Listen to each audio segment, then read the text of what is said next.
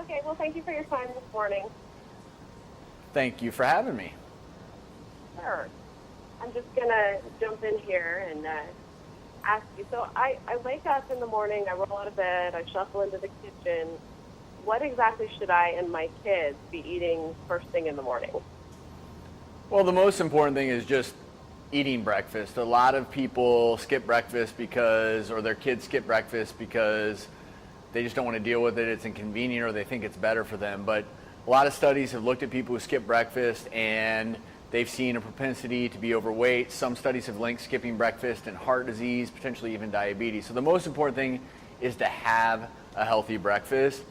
And it really is one of those individual choices. But for people who are looking for convenience and affordability, that's one of the reasons why I partnered with Kellogg's on their cereal and milk campaign, because with cereal and milk, you can get whole grains, which are complex carbohydrates filled with fiber, which help you feel full and can promote GI health. And then with the protein, after the overnight fast, the protein can help rebuild muscles, and also the protein has that added benefit when you add it to your meals of helping you feel full.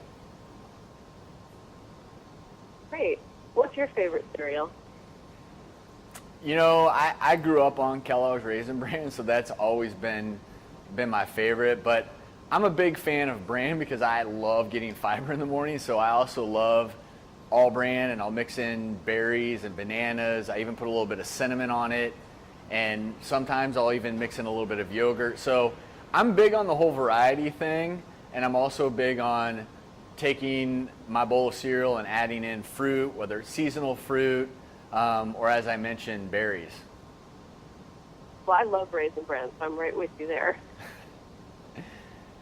Is there anything that we shouldn't eat?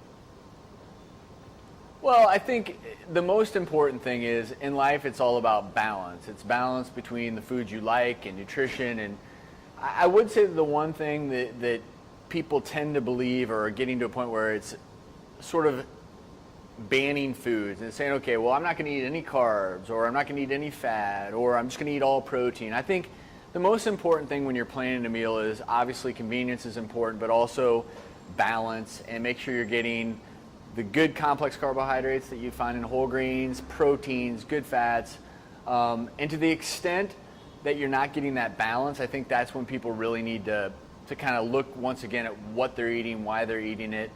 I always recommend people read nutrition labels so they know, for instance, how much fiber they're getting. All those things play a role. And then after that, it's just individual tastes. Totally.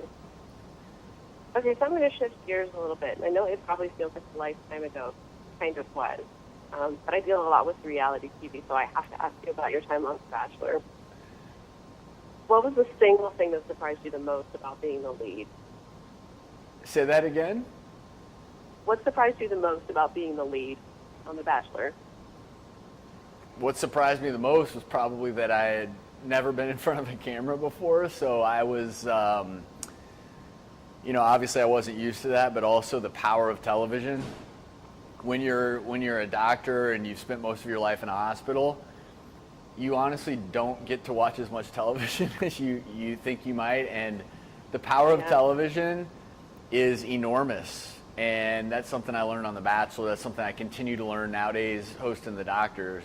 It's a powerful medium, and a lot of people watch. And when you're on TV, I wasn't used to people recognizing me walking on the street. I can tell you that.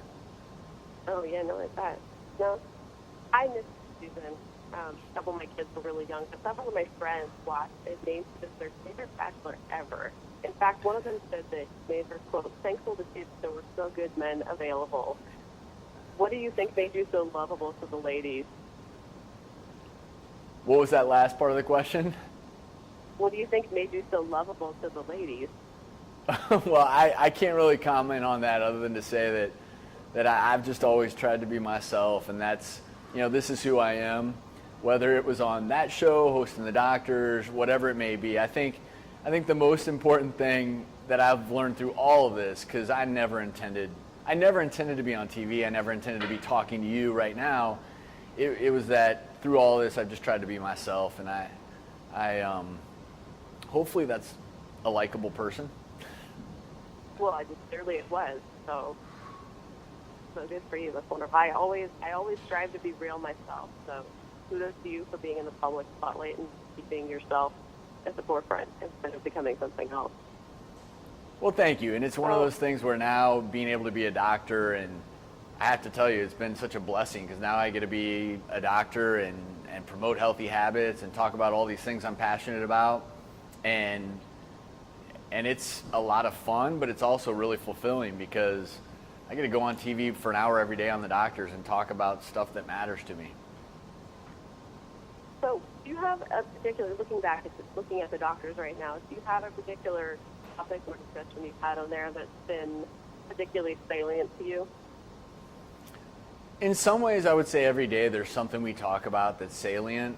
Obviously, the one thing I think we've hopefully been able to address, it's this idea that if you prevent problems from occurring in the first place, then it's so much better than treating a problem after it arises. And so my big mantra nowadays is food is medicine. So I really love on the show being able to talk about how you can make food your medicine, how you can make food be the thing that allows you to hopefully live a longer, happier, healthier life. And so those are the salient moments where even when I can say, hey, as part of my doctor's orders, make sure you eat breakfast every day. Make sure you're eating the rainbow of fruits and vegetables, and make sure you're getting protein and whole grains. And I know it seems boring to some, but this whole idea of a miracle, the miracle to me is when a viewer approaches me on the street and they say, hey, because of watching your show, health has become my hobby.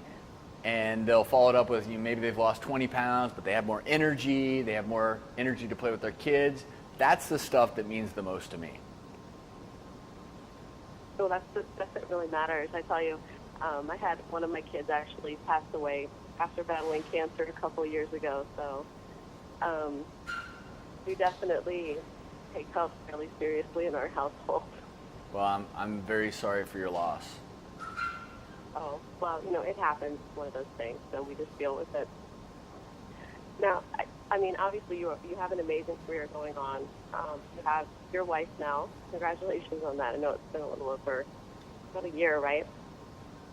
Thank you. Would you ever consider following in the footsteps of some of the Bachelor alums and doing a show like Dancing with the Stars at some point? I think you have to be a good dancer to do that. So I dance all the time, but usually it's behind closed doors. But no, I love what I'm doing right now. There's nothing else I would rather be doing than what I'm doing now. I absolutely love hosting the doctors. I love what I'm being able to do today, talking with you about the importance of breakfast and all the little things that I get to discuss in my life now. It's, I joke that when I'm on TV now, I still feel like I'm being a doctor because I get to talk about all the same things that I may talk to someone about if we were actually in the hospital discussing good health. So there's really nothing else I'd rather do on TV than what I'm doing right now. Okay. Now, I like to close out with just kind of a random question. So, who's your favorite athlete? My favorite athlete? You know what? In the spirit of the recent NBA playoffs, I would have to say, and I would have never said this before, but I'm going to go with Tim Duncan of the San Antonio Spurs, because if you can win an NBA title in your late 30s, it means I still have a chance. Even though I'm in my early 40s, I still have a chance. I can still hold on to that dream. That, and he went to my wife's college, so. Well, Tim Duncan's a pretty awesome guy, so I think that's a good thing. Okay, well, thank you so much, Travis, for your time, and I hope that you have a great day. You too. Thanks for having me. Bye.